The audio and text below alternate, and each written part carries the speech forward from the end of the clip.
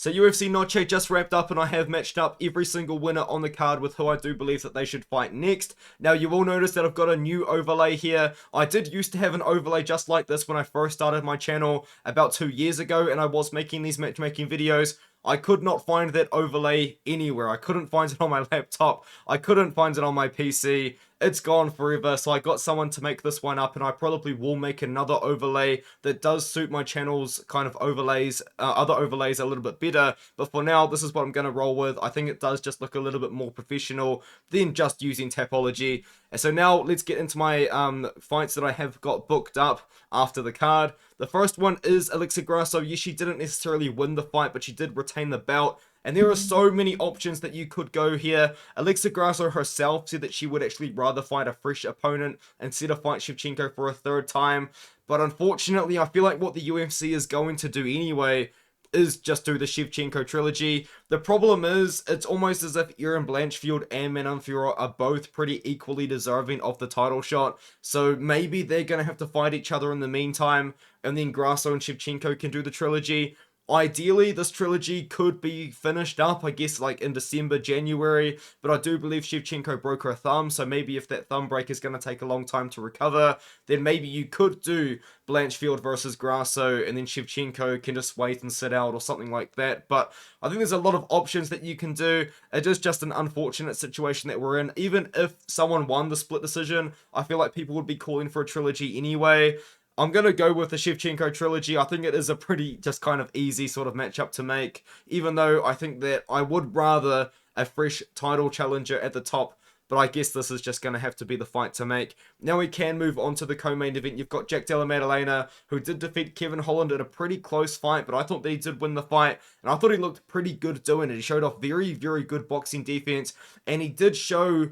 on my opinion, he just showed a very, very good striking game against a guy like Kevin Holland. And yes, I know Kevin Holland is a ranked opponent, but a lot of people don't necessarily consider Kevin Holland to be like a top 10, top 5 guy. But I still consider it a very, very good fight from Jack Della Maddalena, very good performance.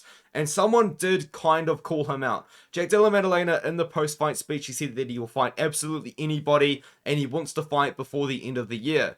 Well, someone said that they want to fight at UFC 294 or UFC 295 on Twitter, and that was Shavkat Rakhmonov. Now, this might not be the most ideal matchup for everybody involved, but I do think it does make a little bit of sense. I do know that Jack Della Maddalena is ranked number 13 at the moment. He might jump up to 12 or maybe 11, and Shavkat Rakhmonov is ranked up at number 6. So the ranking disparity is relatively large, but at the end of the day, at welterweight right now, there's absolutely no movement whatsoever. If Shavkat Rakhmonov did beat Jack Della Maddalena, I'm sure the UFC would bump him up to number 5 or number 4, and then Jack Della Maddalena, if he beat Shavkat, he would definitely take that number 6 or number 5 position, so that would create a lot of movement at the top of welterweight, which we are lacking right now. Posts have been going viral about how little the top guys at welterweight are fighting.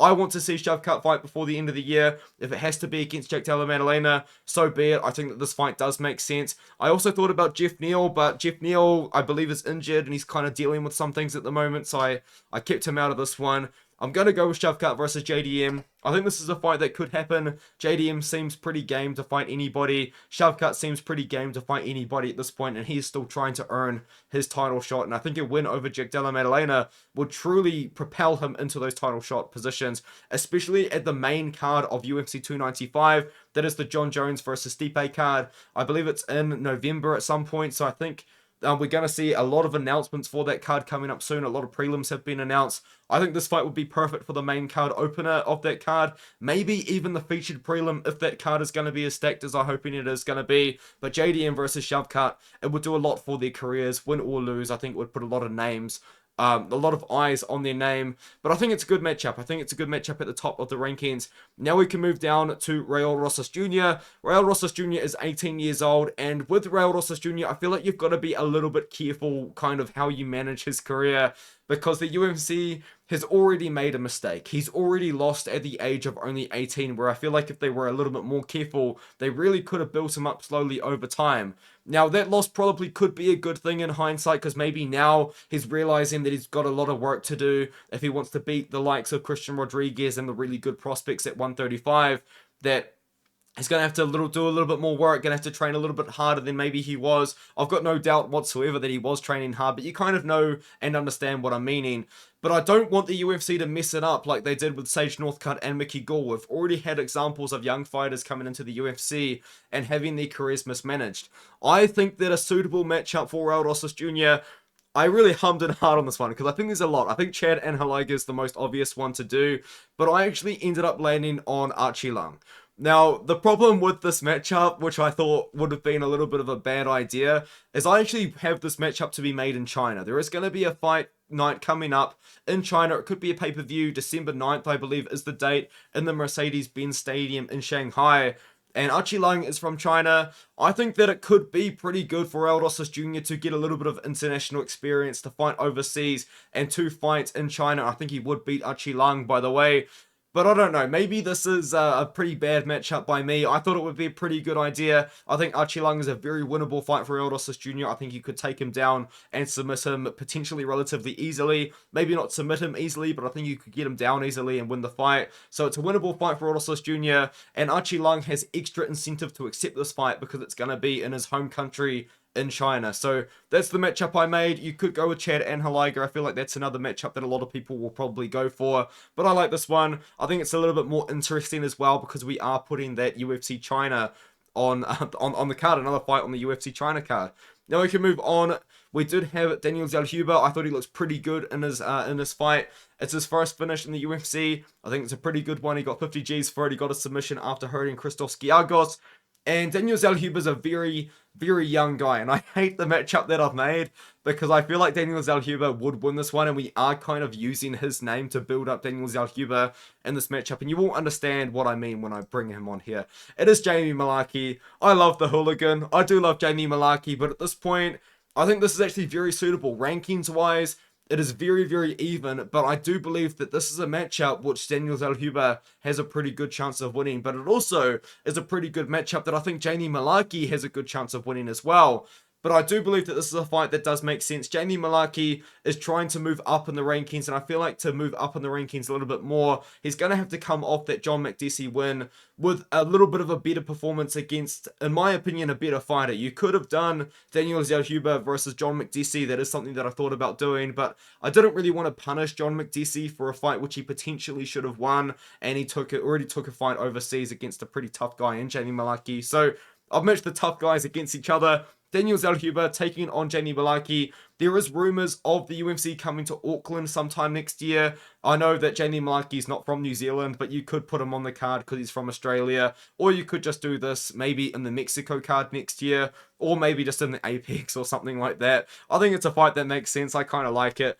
And another fight that I do really like that I have made is Kyle Nelson's next fight. Now, Kyle Nelson, he is a guy who, in my opinion, is kind of like on the lower level of 145 pounds, but I've actually given him, in what, in my opinion, is a pretty winnable fight against another undefeated opponent. Kyle Nelson, I feel like at this point in his career, he's a little bit of an older guy for 145. If he wants to start getting these higher ranked guys, I think he's just going to have to beat another prospect. I know it's a pretty unfortunate situation for him to be in, but I don't think that the UFC really looks at Kyle Nelson as a guy that they want to put a lot of stock behind, a lot of push behind to really promote him. So I think he's going to have to get by what is, in my opinion, going to be a pretty tough matchup for him that I think he would pass. It is going to be the Dana White's Contender Series alumni in Hyder Emil. I think that Hyder Emil versus Kyle Nelson would be a pretty suitable debut for Hyder Emil, but I do think that it's actually a fight Kyle Nelson has a pretty good chance of winning. Hyder Emil fights like Trevor Peek. He is crazy. He is aggressive. He does go out there and throw bombs, but he does have a pretty bad gas tank, and I do think that we would be able to see Kyle Nelson exploit that, kind of like he did manage to exploit Blake Builder in a way and kind of put the gas on towards the second and the third rounds. I think you could do that against Hyder Emil as well. I think this is a good matchup to make. It would be fun. Hyder Emil would absolutely bring the fireworks. And Kyle Nelson would make it somewhat interesting as well. I know Kyle Nelson called out Cub Swanson. I guess you could do that, but I don't really like that matchup. I think this one's way, way better. So give me that fight there instead. Lupita Godinez is now on a 3-fight winning streak. You could say that she deserves a ranked opponent. I think she does deserve a ranked opponent. But if you do look at the UFC strawweight rankings, all of the really lowly ranked fighters already have fights booked, or they're injured, or there's some other situation that just wouldn't really work out. So I've actually given Lupita Godinez a fight, which if she won this fight, she would take the number 15 spot. Absolutely no doubt in my mind. It is going to be against Jillian Robertson. Jillian Robertson just lost to Tabitha Ricci, and Tabitha Ricci just beat Jillian Robertson. Against Tabitha Ricci is a matchup that I thought of making, but I don't think that the UFC would want to cancel out both Lupita Godinez and Tabitha Ricci, and also Tabitha Ricci herself is on a 4-fight win streak and probably does deserve a step up in the rankings. So I've gone with this one. I've gone with Lupita Godinez taking on Jillian Robertson. You could put this one on the Canadian card, which is rumored to be on next year. Cole Nelson says something about rumors of a Canadian card. I mean, I know that Lupita Godinez does represent Mexico, but she represents Canada as well. So this is a fight that makes sense. I think Lupita Godinez would probably win this one, but it would be very, very interesting because Jillian Robertson's best part of her game kind of leans into what's the best part of Lupita Godinez's game in the grappling. So it'll be interesting to see how that fight was to play out. The next fight I've got is Roman Kopylov taking on Chris Curtis. I believe there's rumors swirling around that Chris Curtis wants to fight at 170 pounds. There's rumors swirling around that Chris Curtis is injured. I don't know what the situation with Chris Curtis is, but I do think that this is a logical next fight for Kopylov. Kopylov is almost 33 years old. He turns 33 years old in about 6 months, I believe.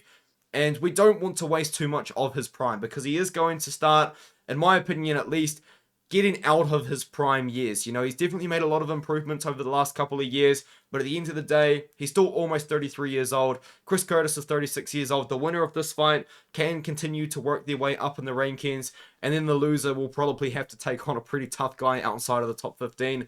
But I think this is a logical matchup. I think it makes sense. I don't know how injured Chris Curtis is, but ideally, this would be a fight that we could make maybe like January next year, in only about 4 months or so. Let's keep Roman Kopylov active. He's been relatively active throughout his career over the last couple of years. I think that this would also be a pretty good fight as well. It would be a stand-up fight. It would be a striking fight. It would tell us how good Roman Kopylov really is as well, because he is on a win streak right now, but he's on a win streak over guys that, in my opinion, aren't the best middleweights in the world. So let's find out how good Kopylov is against Chris Curtis. Maybe you could do Kopylov versus GM3 or Andre Petroski. I mean, maybe Andre Petroski would be a good fight as well. I think Kopylov would knock him out, though. The next one, I mean, I feel like it's a little bit lazy of me to do this, but Edgar Chairez versus Daniel Lacerda, they both already verbally agreed to doing the rematch in Brazil, apparently. Through a translator, they did that. But Edgar Chairez and his team have kind of gone out of their way to try and get their decision revoked and back to a win for Chairez. I personally agree with the no contest. I didn't think that Lacerda was out. I think if Lacerda was out, he would have fallen to the ground after Edgar Chairez stopped the choke. So that's just kind of my opinion on it. I know a lot of people are saying, like, why would you want to see someone get choked out, this and that? But I think Lacerda was potentially going to eventually get out of it. I don't know. It was a tough situation, but I do believe that the referee did make a big mistake in that one. And Chris Tognoni, I think it's hilarious that both DC and Cruz said that Tognoni was going to mess up the stoppage, and then he just did it. It was hilarious. Tognoni must have a really, really bad reputation amongst the fighters if even the commentary are predicting that he's going to mess it up. Just do the rematch in Brazil. I think it's a fun fight. Edgar Chairez, you know, he took on, who was it on short notice? Tatsuro Taira on short notice. He does deserve a fight, which in my opinion is pretty winnable for him. So this is it. I want to see the rematch. Let's just do it. Why not?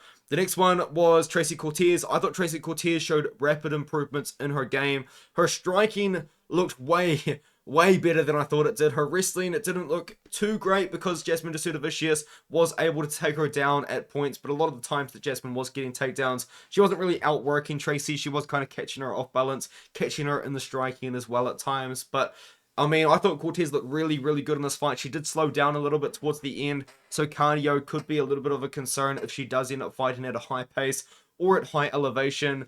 But I thought that she looked pretty good in this matchup. Her striking looked much better. Her boxing looked much better. She looked like she went out there trying to knock out Jasmine. She obviously did not end up doing that, but I thought she had a pretty good performance. I'm seeing some people saying that Jasmine should have won rounds 2 and 3.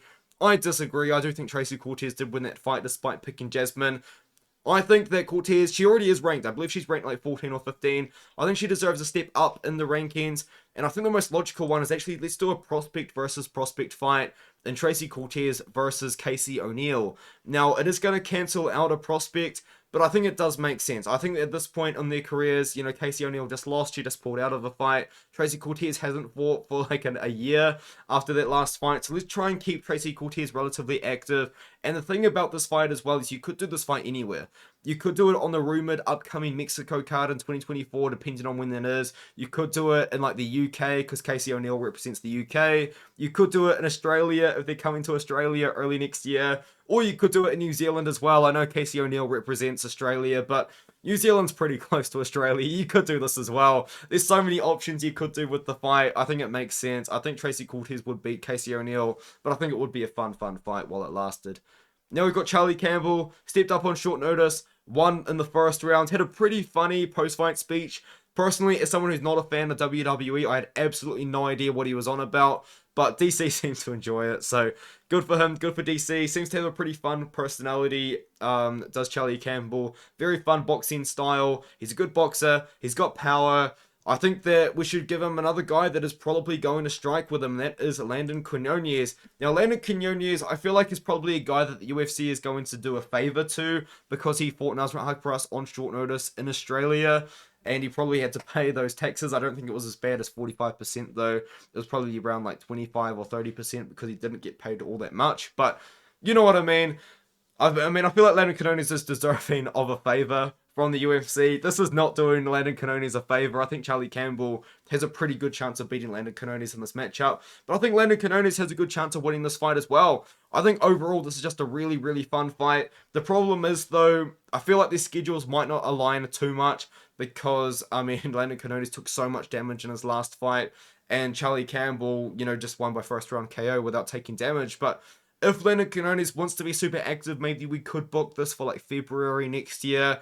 Depends on how active Charlie Campbell wants to be. I feel like there's other matchups out there that do make sense, but this one stuck out to me as what I think would be the most fun. Hopefully we get it at some point before, before one of them becomes more highly ranked than the other or something else happens. You never know.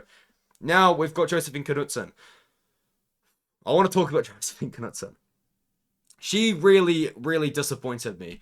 Josephine Knudsen is so much better than Marnik Man. It is absolutely unreal. I thought that she was going to get a knockout. I thought she was going to get a finish. Josephine Knudsen, you can tell, is an extremely talented fighter, but she has no killer instinct whatsoever. There were times in that fight where Marnik Man was cowering away from her after getting hit, was running away. And what would Knudsen do? She would clinch and go for a takedown. It was the most frustrating watch I've ever seen from a fighter that was just told by Dana White that her style is too boring, that she's kind of why did she fight like she does, man? It's absolutely ridiculous. Dana White literally told her that she has no killer instinct and that's why he didn't want her in the UFC, and she goes out there and puts on a super boring decision performance, but she does showcase that she's really good. It's just so frustrating that she had Marnik Man cowering away from her, and at one point, I think it was in like the second or the third round, it looked like Marnik Man was crying in the octagon. Like, I can't believe she couldn't get the finish. What is she doing? What is she doing? She is so much better than Marnik Man, and she just could not get the finish. Such a frustrating watch, to be honest with you guys. But my goodness. I think that she should do the original matchup that we just had booked out, and you could do it in Brazil. We've got Josephine Knudsen taking on Yasmin Lucindo. I know that Yasmin Lucindo is only 21 years old, and the UFC probably should slow roll her. A lot of people think that Lucindo would win this matchup. I actually think that Josephine Knudsen would win a fight against Yasmin Lucindo, because Yasmin Lucindo, her striking style is just like sloppy hooks, but it's not. It's kind of, she leaves herself super open. And Josephine Knudsen is so fast and just is really, really good kickboxer. Former 2018 Muay Thai world champion. I think that she would be able to beat Yasmin Lucindo. She'd beat her by decision. I think it would kind of be boring. Opening fight of that Brazil Sao Paulo card. I think that makes most sense. It's also worth doing as well. I unfollowed Josephine Knudsen on Instagram during her fight. I could not believe what I'm watching. I can't get behind a fighter that has no killer instinct. I understand that she was going for the finish and just didn't get it, but she wasn't. She just had no instinct to finish the fight whatsoever. Very, Very frustrating performance, and it is a big shame that we weren't able to see her get that finish. But it is what it is. Let me know what you think of my matchups in the comments below. Would you do something differently? Would you not? And if you would, let me know what you think in the comments. And I will see you guys in the next one. The overlay, I'll make up a real sick one probably within the next month. And I'll see you guys in the next one.